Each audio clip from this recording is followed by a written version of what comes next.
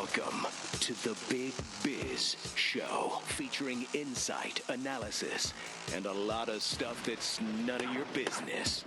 Hold on. This is the Big Biz Show. I think it is their business. Making the markets work for you. Here's the man with the plan, Sully. Well, hey there, live from the Loft 100 studios in sunny San Diego, California. Welcome to your Tuesday. Big Biz Show is on the air. Only 4 more sleeps until Memorial Day weekend. Oh, here we go. You guys got any plans for Memorial Day weekend? Sleep, and sleep. Is sleep a commodity for you? Like, is that what you like when you're off? Do you sleep? I love to sleep. I don't get enough of it. I'm traveling all the time with the girls, and I'm working or I'm traveling. So this weekend, I'm doing that. So what does sleep? So what's sleeping in look like to you? 6:30 in the morning? Or 10? 9. No kidding. Yeah. God, would you? If I don't have it, set an alarm. Greg and I get more done between 4:30 and 6. I know. If I woke up at 9, I'd feel half the day was gone. Can we talk about this? Because this is the thing. I wish that I were a morning person, but Are you I'm just not? Oh God, it's pain Now, is this in happened? my eyeballs. Is this happened as you gotten older, or have you always not been? My whole life. Your whole life. And it's pain in my eyeballs. It hurts my head. I don't want to talk to Are anybody. you a pop out of bed person at 9? No. But at 9 o'clock, are you? No, Still I'm no. still like, let's You're just be on my you're like the phone. off ramp. Yeah. Are you on ramping when you go to bed? Or you're phone? And then I'm up all night. I mean, I'm up till midnight or 1 in the morning because I love it. Can I tell you a wonderful drug that I found? I'm not kidding, and this is not an endorsement. I took Ambien for about a week, and then I realized I was groggy in the morning, and nothing against the folks against Ambien. It just didn't work for me. And I heard that it was, there was better. So I had a friend of mine tell me, you should ask your doctor about this thing called trazodone. And I said, well, I don't know. I can fall asleep right here. Put my hands on my head, I'm done. Yeah. If I lay down and put my hand on my head, I can sleep on rocks. This keeps you asleep, and you take it when you need it. It's called trazodone. That's the drug name for it. Mm-hmm. Yeah. And I take it probably twice a week. And it helps you sleep. Because I'm up. What happens if I get up, and me and Mike are on our third pee at 11 o'clock. So, I do get up to pee a lot. So, 11 o'clock, it's like, so the thing is that my mind starts going. What did I forget? What do I have to write down? Yep. Yes. I found this meditation, the Sleep Better app that has some Australian psychologist lady talk to I do those. hypnosis thing. Yep. Calm? What? No, it's called Better Sleep. Oh, okay. So that and a trazodone, man, it might as well be having 5 shots of tequila and a big beer belly bomb. Works. Burrito. I'll That's wake right. up at 3 or 4 in the morning and not be able to sleep. Same thing. Do you know who sleeps like a baby? Who? Howie Font. Or, Oh. what's up, Hal? What's up, brother? Do you have any trouble sleeping at all? Are you a sleep-in guy? No, I'm kind of like you as far as my morning routine, but pretty good. Yeah, I 5, don't. 6, 7 hours, no problem. I don't want to sleep in the weekends. I want to Wait, get 5, it 6 going. hours? What do you got for us today? What's the markets doing today? You talk about your stuff. Let me look at the markets while we're talking about this stuff, because Tuesday, I slept in my car Monday earlier this morning when I looked at the stock market. It sort of feels like we're coming out. The capital markets are opening up. It feels like the market's doing the right thing. It feels also like, regardless of the recession and bad economic advice, traders are still trading in the market. It's a good time to invest. So I'm going to let you talk about that later in the week, but I understand you have something very special for us today. Well, I don't know if anybody else knows this, but you and I were having a conversation a couple of weeks ago about, whatever happened to, we just talked about a bunch of old companies. FedMart. Whatever happened to Handyman. Safeway. Whatever Food basket. Food basket. We had the idea to make it a Groupon. segment, and I thought that I would start off by whatever happened to Circuit City. Oh my gosh! See, I told Howie this is the type of segment that he's going to say something and we're going to go. So what was Circuit City like a Best Buy? That's exactly what happened to Circuit City. Yeah. What happened to Circuit Howie, City? we're going to continue this conversation, but real quickly before we go to break, what happened to Circuit City? What's the short straws? Fries. The short story is, after operating for 60 years, being the wonder IPO 60 of 1984. years. Wait, Circuit City was there before I was born? It started off as the Ward's Company in 1949, and it ended in 2009. Wait. They started CarMax. They owned every Radio Shack and Battery Plus in Canada. Okay, I'll stay there. This is important. Radio Shack. I miss Radio Shack. Oh, man. Do you know why I miss Radio Shack? If I Lots need a of important fuse or things. something, stand by, Howard. We'll be right back. Big Biz Show. Whatever happened to? Whatever happened Great to? segment. Okay, Howie said wards. Is that like Monkey Wars? Montgomery Wards. Wards? I think so. Walker Scott? Oh, wow. You're digging The deep. May Company? Robinsons? Bullocks? Oh. Bullocks? Oh. That's Bullocks. Taking care of business. Welcome to the Big Biz Show, featuring insight, analysis, and a lot of stuff that's none of your business. Hold on. This is the Big Biz Show. I think it is their business. Making the markets work for you. Here's the man with the plan, Sully. Big B Show rolling on from the Loft 100 studios in sunny, beautiful Southern California. Costa, Marybird Godwin. Our executive producer is Greg Todorob over there on third base if you're a blackjack player. Hello. And that's Sully. Well, he's on third base. Also, if I'm a home plate, he is That's at third right. base, shortstop, and first base, Exactly and a bad second baseman. Actually, a bad second baseman, first baseman. Okay. But I didn't know this. Like the Okay. blackjack table that you Third call- base is Third base. far right to the dealer. Yeah, How did I not know Best this? position to be but in. that would be Love my far right blackjack. to the dealer. Or the dealer's far left, excuse me. Thank you. Our far right. Yeah, because If I was a The dealer, hot seat. That's the It's the hot corner in baseball. hot corner. in baseball. Hot corner. Pardon me. I love. Right. So, don't you love though when you talk to somebody that and Mary does not pretend to know about baseball, but don't you when you talk to somebody like, hey man, you know that the Chargers went ahead in the third period there. And you just know they're trying. And they just by one word, you know they're not talking what they're talking about. Let's bring Howie back up. Howie Font, of course, in New York City, talking about the S&P growing immensely. We heard from one of our production people, Miles East, today. So he heard us talking about what is called shrinkflation. I call shadow inflation. It's all the same thing, I think. But it's when you get, the roll of toilet paper used to be this big, and now it's this big. It's the same price. Oh, yeah. Or the box of Triscuits, instead of 16 ounces, is now 14 ounces. Same price. You don't notice it. Miles rolls in and says, hey, man, I only got one dud in this milk dud. Because clearly this is a 2-dud box. That's a 2-dud. At Or three. three. I thought it was Three or three. four. You could cram a couple. You're thinking Junior Mints. Mother of pearl. There should be 4 Milk duds are in round. there. There's no way 4 is going to fit here. Okay? This is a 2-dud box. Don't you think, Greg? And he got a dud. He got a dud. Now, first of all, I'm not sure that Howie, are you experiencing the same thing there, like in New York when you go to Sbarro for your slice? The slice is a little thinner than it used to be, or the. Is there anything? Because you're at the tip of the spear for retail. Literally, New York City. It's really interesting how inflation and shrinkflation work depending on the good. Eggs will go sky high. They have to be bought in 12. I don't know. People haven't gotten used to buying 6 packs of eggs. You know what's funny though is But the 6-pack of chips eggs get is smaller. the 6-pack of eggs is only like 20% less than the dozen eggs.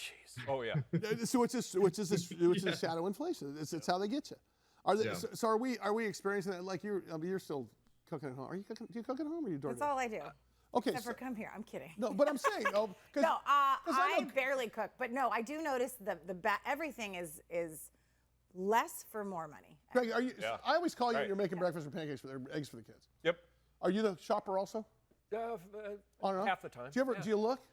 Do you look at the price? Oh, absolutely I look. Are you kidding me? See, we don't look never at looked we don't before. look at the price of our cell phone bill at this age, but we look at the price of a can of. Oh, yeah. I used refuse to be not, but I duped do on now. that stuff. I don't know why. No way. It's because it's the principle. Is it the principle? It's like, look at yes. You'll go to the, or you apparently don't go to the blow dryer place. What's it called again? There's Blow out. dry bar, blow bar. Yeah, whatever. And Sorry. so long story is you'll spend money on that, but you won't. But you scrutinize Yeah. how much Funyuns are. And me and Mike both know very well. The 49 cents used to be stamped on the thing is now $1.40. Yep. Shame. Travesty. Well, they used to have the dollar aisle at Target, which is no longer the dollar. It's now $3 and up. You think it's a Well, dollar speaking of aisle? which, is there anything at the dollar store that actually costs $1? I used to love zero. walking to the 99-cent store. There's nothing 99 cents. Absolutely right. no, mustache combs. That's about it. Wow. Oh, nice. Can I? Oh, he took off. The little ones, I love those. Can I ask you this? So, and Howie, this is for you too. Don't you think that this shrinkflation has also happened in private universities and colleges across the country? A lot of brains are shrinking. No. You mean you get less knowledge? No, Yeah, you I get the think that's same been happening education a for while. 5. Look at how much did it cost me to go to San Diego State when I Oh, was. God. It cost me $340 a semester. Yes. It costs No, right now. almost nothing inflates as fast as higher education. I think it doubles every 3 to 5 years, So- something like that. Cry. So the outcome for me is, to put a business spin on 7%. it, they say that whoever they is tends to say that we have a chance of making about $1 million more than the person that doesn't have a 4-year degree. Okay, at what cost? Right. Okay, because your parents are going to pay $500,000. All right, or you are in student loans. Yes. So is it still as, you know, in the days of influencers, in the days of consuming media and music differently or getting the written word out differently, is it worth it in your mind? And I'm going to ask Mary again because you're the one who's staring down the barrel of this thing right now. Do you ever question maybe they shouldn't go? Absolutely. We talk about this all the time. I mean, are you concerned that they're not going to have a leg up in life if they don't? I'm not. I think that they should definitely get a college degree. I definitely think that they should at some point. For the good of the education. Yes, for the good of them and who they meet. It's connections, it's knowledge, it's getting paid more as they go into their life. However, now this concept of doing a junior college first, for which is high school with ashtrays, like me and Mike. And working, Costa College. and or my one that wants to be a professional dancer, she could do a junior college and potentially dance and do get that way. But then you can go to a UC for only 2 years and then get the degree. I want to talk about Emma. I'm going to talk to you two for a second. Emma and Fuller. Emma is a champion horse rider. Yep. Fuller is going to be playing for the Green Bay Packers at age 7. Okay? Yeah, it works. True. Right. Or the Reds. Right. If either of them and either your daughters in the middle of college, let's say sophomore year, she gets plucked out of oblivion or they get plucked out of oblivion and are put on the Deborah Allen dance show on whatever TV show, or Fuller gets a ride with a chance with the baseball team, or Emma decides to take this route of Olympic and they're only 17, 18 years old in college. Do you let them go or do you make them stay in college? I would potentially let them go and then come back. So. Yeah. That's a tough one, right? Yeah. Oh, for sure. Now, let me juxtapose that with the fact that how much it's costing you. Okay, let's assume they don't get scholarships because let's say not because they're not worthy, but let's say there's dry up. I mean, let's face it, you're going to be paying. You pay for dance equipment in high school. You're going to be paying for football and baseball equipment and stuff because when we put on uniforms when we were kids, we didn't pay for them. They were just from the last guy. But see, the thing is, a dancer or let's say a baseball player, send that kid out to do it because they can then go to the team and say, listen, I'm going to sign the contract with you. I'm going to drop out of college, but I want something written in that contract that when I go back You're paying to for college, you, the organization, are going to pay for me to finish my education. Excellent point. Howie, on Wall Street, I know when you worked for a major broker-dealer, they required that you had a college degree. Is that still a requirement these days, or is it waning post-COVID and such? For the major firms, it's still a heavy requirement, but I think the distinction here is, what are you doing in college? Are you getting a hard sciences degree? Are you getting finance, accounting, economics, versus some philosophy? Yeah. Yes. Right. I mean, there's nothing wrong with philosophy. It's a great minor, but maybe if you want to do something writing and journalism, philosophy could be great. But I don't think that there's bang for buck with that trade anymore. It used to kind of just be, as long as you went, it's just a credentialing system. But Mary's completely right. I really like the junior college idea first. Well, because it's affordable, right? And like, for example, in the state of California, if you go to the UC system, University of California, LA, UCLA, UCSD, UC Berkeley, which is called Cal. Barbara. There's certain junior colleges that have a program where if you take your AA, your associate's degree, undergraduate work there, you can then apply those units, transfer over to there. Is that something you guys have explored? That's absolutely still correct, and you get automatically granted in. Right. You know for sure you're going to get into a UC. There's a certain program. How do the kids feel about that? They feel like they're missing the freshman rush and the whole thing? Yeah, I mean, that's part of the deal, too, is missing the whole freshman living in the dorms together. My current best friends are still the ones that I lived in the dorms with. But I was also an 18-year-old that, drank a lot of the time. But hold on a second.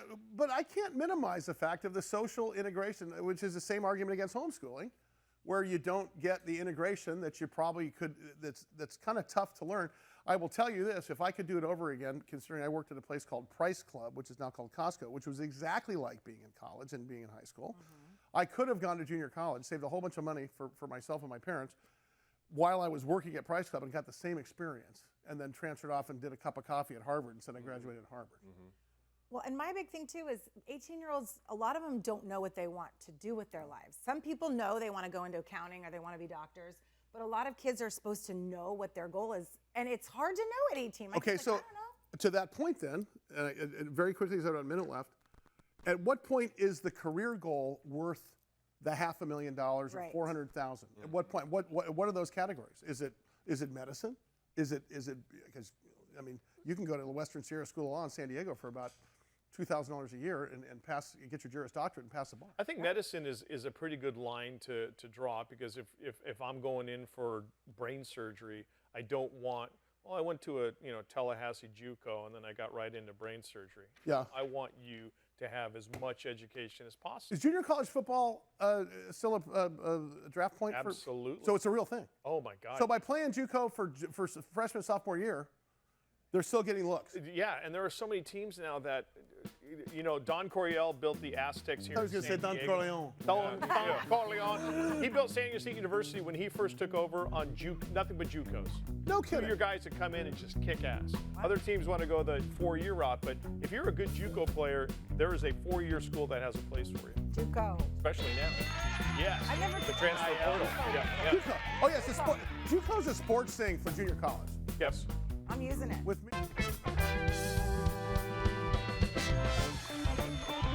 The Big Biz Show from the Loft 100 studios in sunny Southern California. In over 175 countries, all the ships at sea on the American Forces Network. And as always, you brave men and women of the United States Armed Forces, thank you for what you do, what you have done for us. Costa, Marybird Godwin, Greg Todorov, and Sully. Hey, good to see you. So, I'm excited to talk to our next guest. What, can you give a hand for the freaking day trip? I was just going to say that too. You didn't even make eye contact when you threw out the 1-2. No, I was going to say that too. They sound good today. Not that they don't always sound good. Right. They sound particularly good. There's some days. There are some days where they're. Well, they left. Yeah, the, you think? They left the game early, Mike. I want to talk to our next guest, Eric Schlorff. He's the CEO of C-Star Medical Holding Corp. Really good guy. I've had a chance to talk to him off the air a number of times, and I think we're going to be covering this stock because it's really interesting. Every time I get blood work done, my blood work is great, except for this thing called CRP, C-reactive protein. It's inflammation. Okay, and we all have this inflammation thing. So I've been on a mission. I'm going to take raw turmeric and ginger and all that's in a shake. To uninflame. And there is a thing called hyperinflammation, and coupled with another deadly disease, it is a life-threatening sort of outcome. So I bring you once again my good friend Eric Schlorff. He's the CEO of C-Star Medical Holding Corp. They are publicly traded under the stock symbol ICU. Eric, thanks for coming back with us. Well, thank you so much for having me. Good to see everybody. Talk to us, for the people that didn't get to see you last time or to hear you last time, let's talk one more time about what you guys are aiming to do and about the disease that you guys are going to attack here.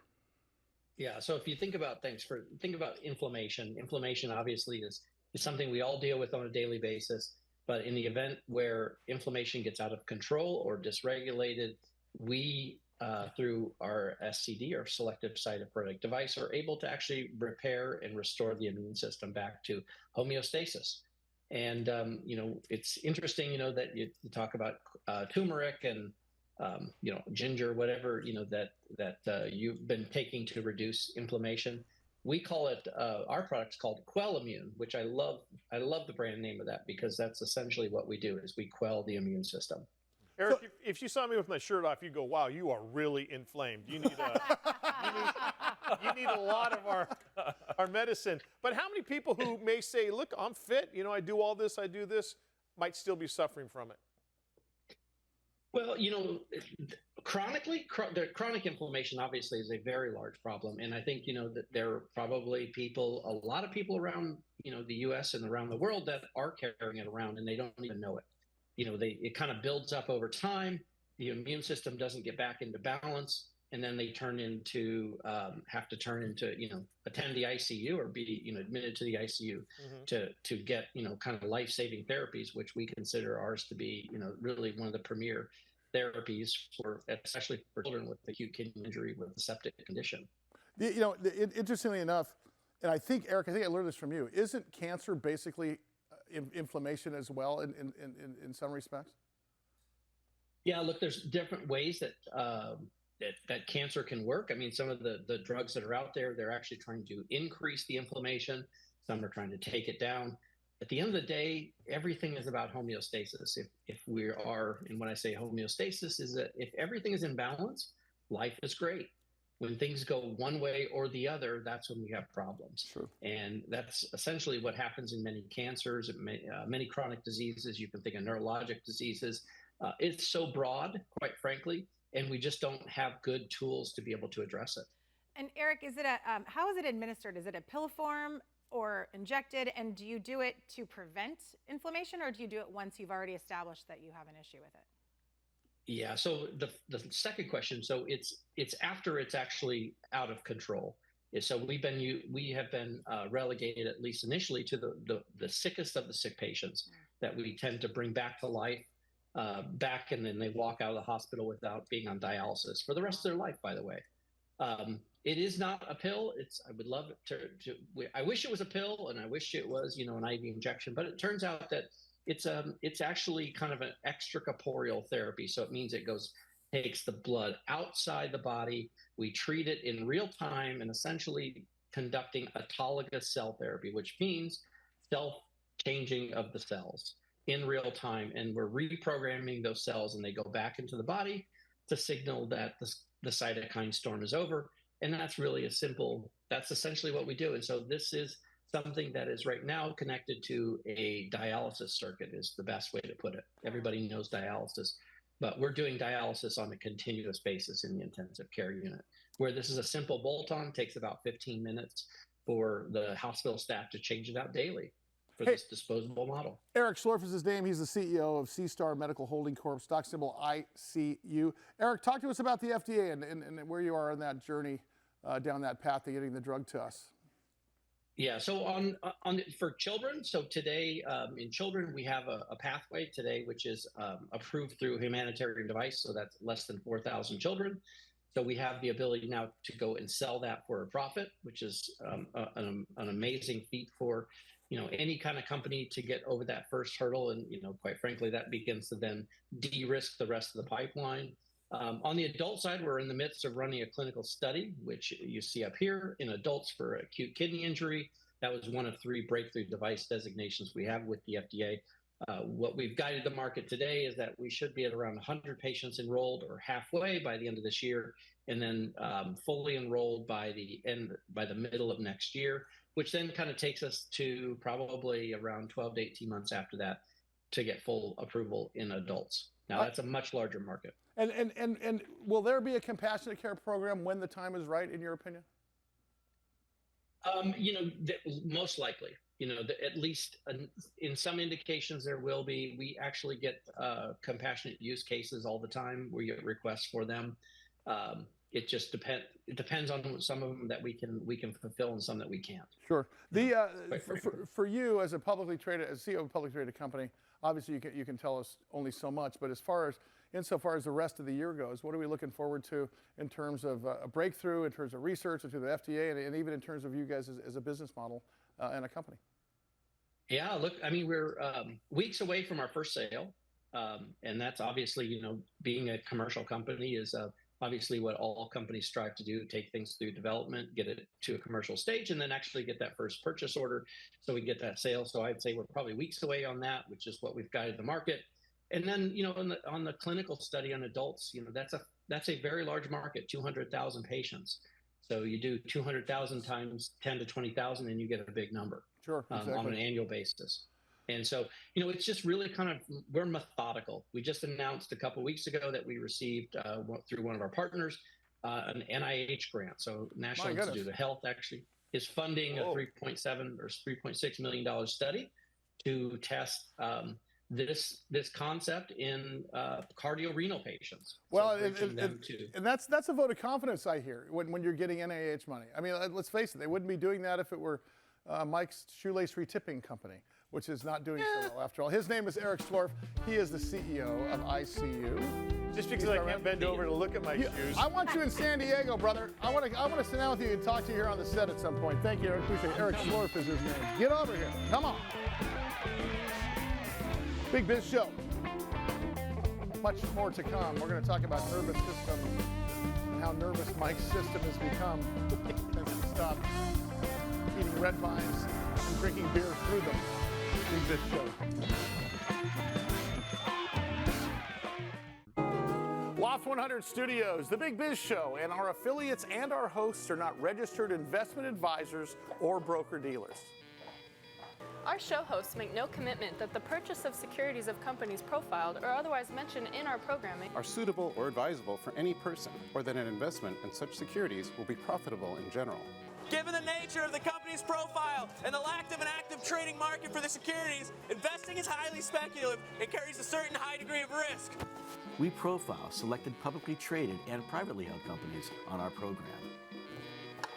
Most of these companies that we profile have provided compensation to Loft 100 Studios and its hosts for the profile coverage. From time to time, we sell shares of the companies profiled in the open market that we receive as compensation for coverage of client companies. But never sell stocks if we are speaking about interviewing or covering a public company who has paid compensation. Specific questions on compensation can be obtained by contacting producer at sullyandgroup.com. Listeners should verify all claims and do their own due diligence before investing in any securities mentioned on this program. Investing in securities is speculative and carries a high degree of risk. We encourage our investors to invest carefully and read the investor information available at the websites on the Securities and Exchange Commission at sec.gov and or the Financial Industry Regulatory Authority, FINRA, at www.finra.org. I like it.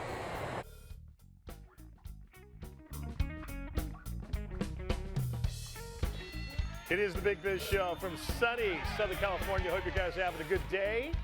Mike Costa, Marybird Godwin, Greg Todorov on this side of the bar. That guy is Sully on that side of the bar. Thank you to Dan Negroni. Once again, dannegroni.com. Coming up in just a second, Eric at Dresselhuys. We are brought to you by Prudential. Let Prudential be your rock for retirement. Also brought to you by Bayer Advanced. Better science, better results. Starbucks coffee. And of course, Outback Steakhouse and their fine family of restaurants, including Carrabba's Italian Grill, Bonefish Grill, Fleming's Restaurant, and Outback Steakhouse with the authentic Australian food. Put another midget on Barbie. I beg your pardon. Put another shrimp on the Bobby. I got that wrong. I'm sorry. I'm misunderstanding. Nope.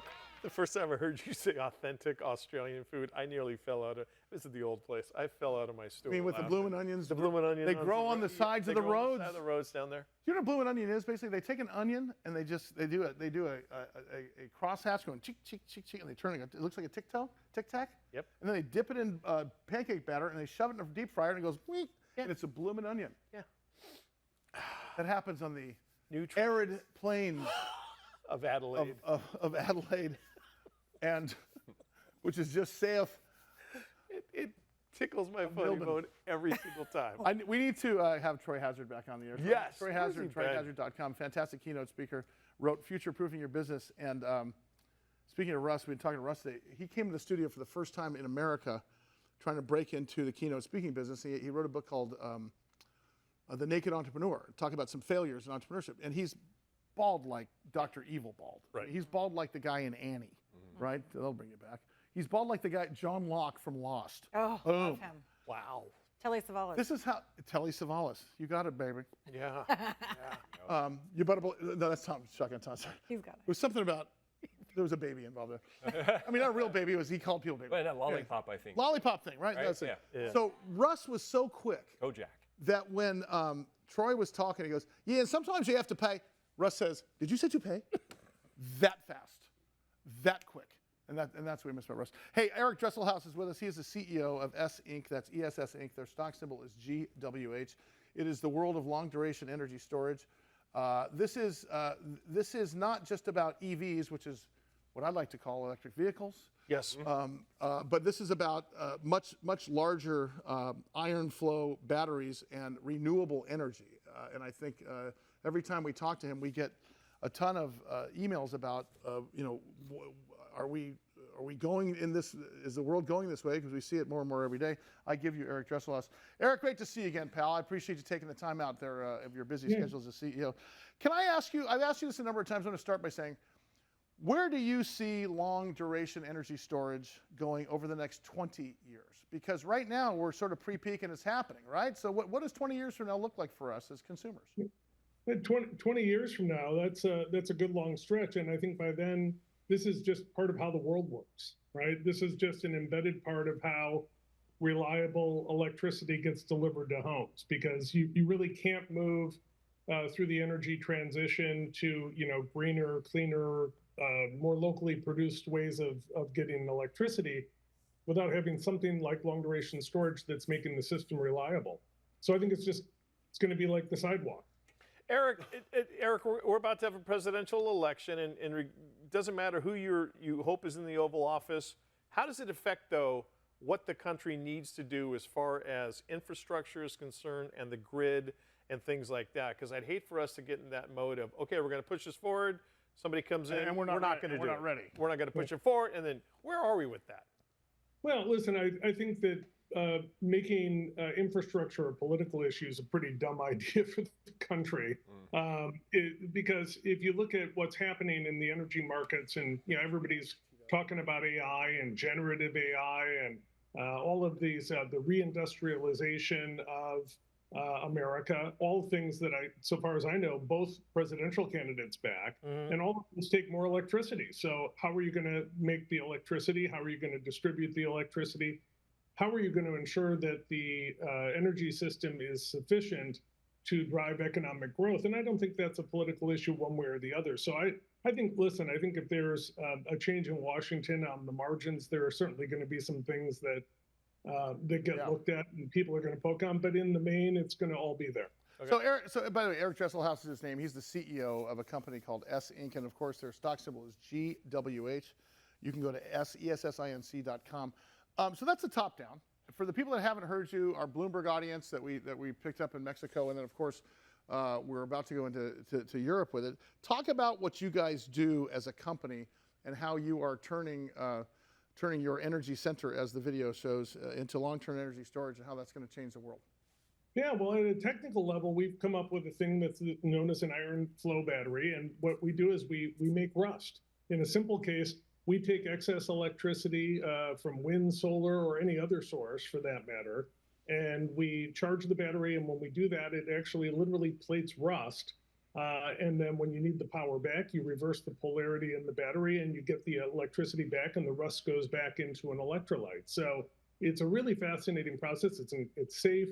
We can build it all with materials here in the US, so we're not reliant on a supply chain from China or some far out place. And it's really something that prioritizes American ingenuity and creativity over just a mining or kind of mineral extraction issue. So we think that's kind of cool that, this is what we're good at here in the US. We're good at innovation. Hey, Eric, how did you get started in this industry in the first place? Well, I've worked in the energy industry for about 30 years now, all on the idea of finding the technologies that are going to really transform it. And so I've spent time innovating in what's now a part of everybody's life, or what we call the smart grid. And it's really the automating and control of everything of how we distribute electricity.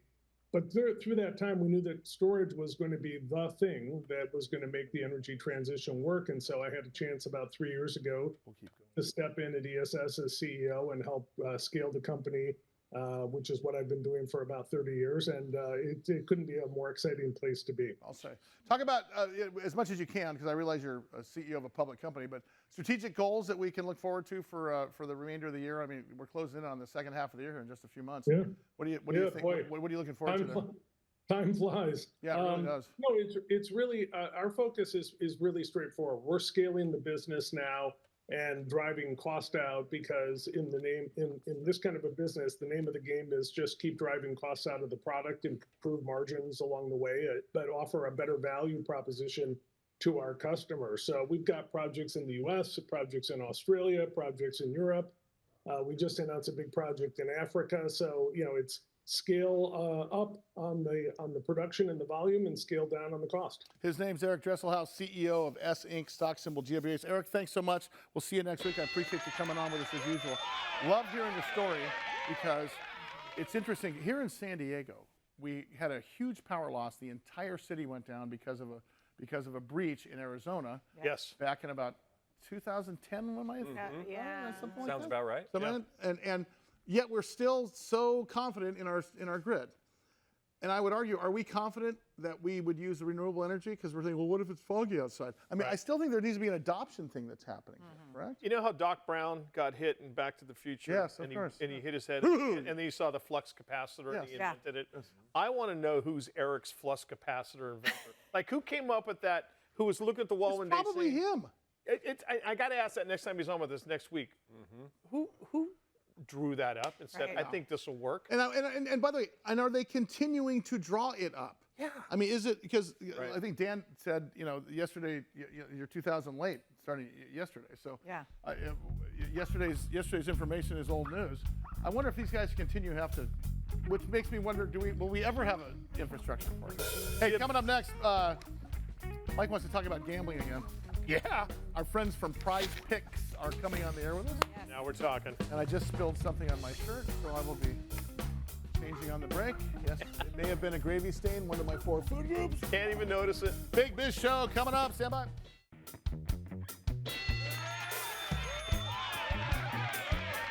It is the large financial program, also known as the Big Biz Show.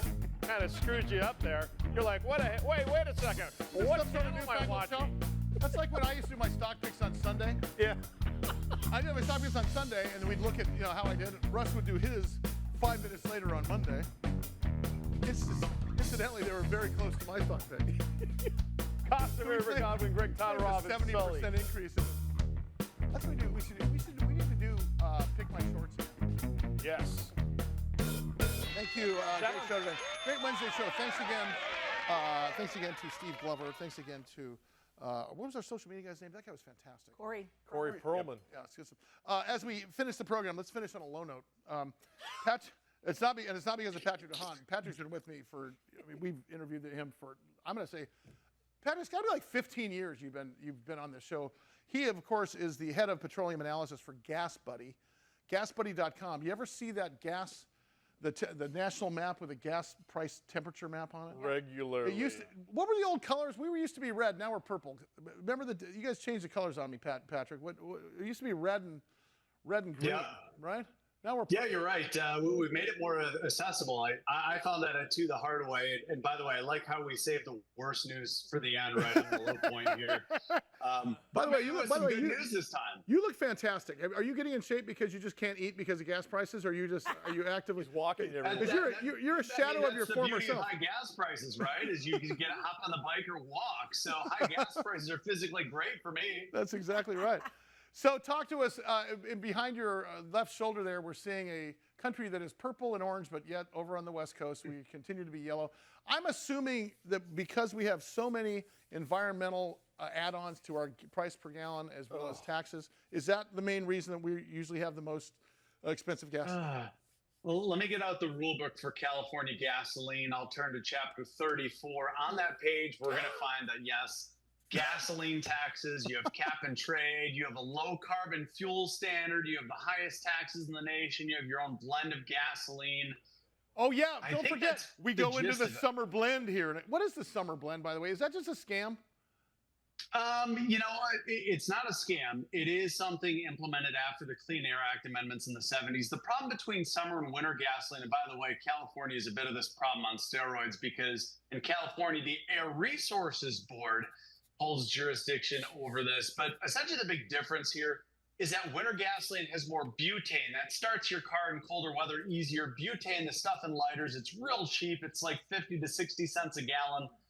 The problem with that is it doesn't cooperate with the air. It evaporates really easily. And in the warmer months, that contributes to ozone. And so summer gasoline has less cheap butane and more alkylate, which is kind of the opposite, not 60 or 70 cents a gallon, but about $5 a gallon. And that's where the cost differential comes from. Patrick, one of the happiest days of my life occurred about a month ago. I sold our diesel motor car. I thought diesel was actually... It was supposed to be, but now, Patrick, assuage my fears. I know Greg Todorov, our executive producer, has a diesel.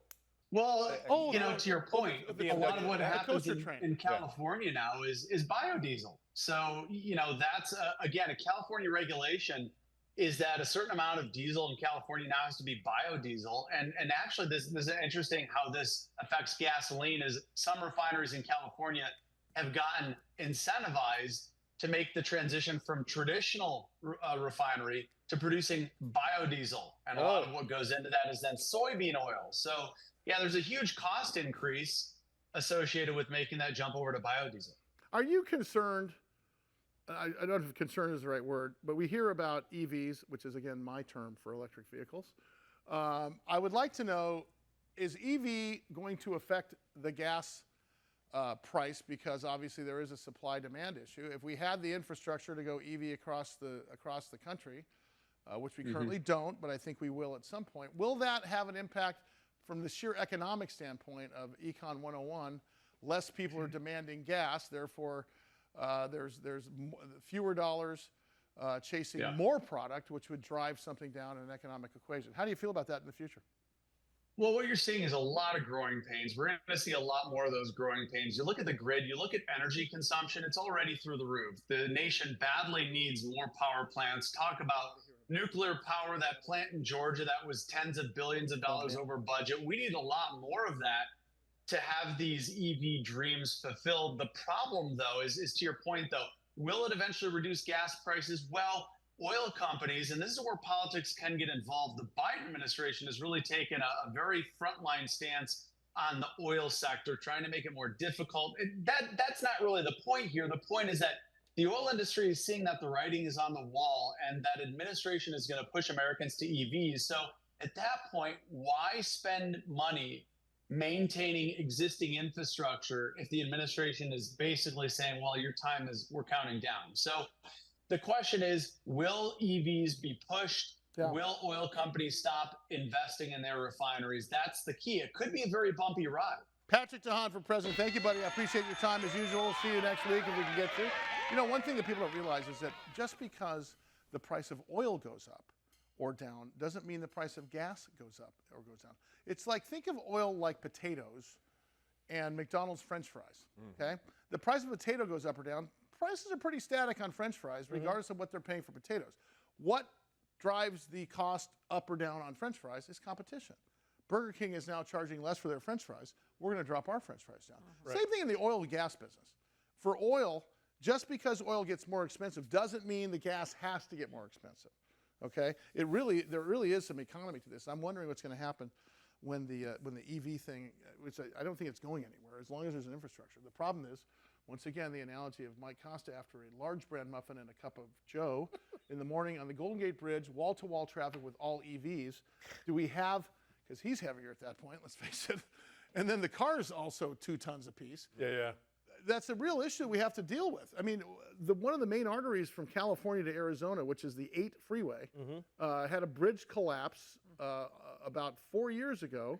The main artery to get to Arizona was over for 4 days. Yeah. That means commerce, that means goods and services, that means everything else. Well, and that's just from wear and tear. That's just from, you know, bad fiscal planning on both states' part. But I wonder what's going to happen in my mind when there is such a crush of, no pun intended, of EVs that we have to suddenly catch up sooner than later. I think gas prices are going to drop. But and we talk on a plus-size model. Aren't the major domestic manufacturers of automobiles just taking a bath on their EV fleets? For right now, because there's no infrastructure. Yeah. Right? How confident do you feel when you drive your EV that you can? Not very. You have to plan it. So, right. Okay. Yeah. Now, did you? So if you want to do a road trip, cool tool. Yeah. If you want to do a road trip, you absolutely have to plan it. Yeah, that's true. Here's where I have to stop and do one of the, because they have the superchargers. Yeah. Takes 15 minutes. You plug it in. You go. You run into the grocery store real quick, and then come back out, and the thing's ready to go. Yeah. But I mean, I'm a proponent in some ways, but in a lot of ways, we're not there yet. How much more are they? I don't even know. 30% more. Really? But then you get a tax break on it? I think you get a tax break on a friggin' SUV that's heavy. Come on now. Hey. That never made sense. That does it for us. We'll see you tomorrow. Have a great Wednesday night.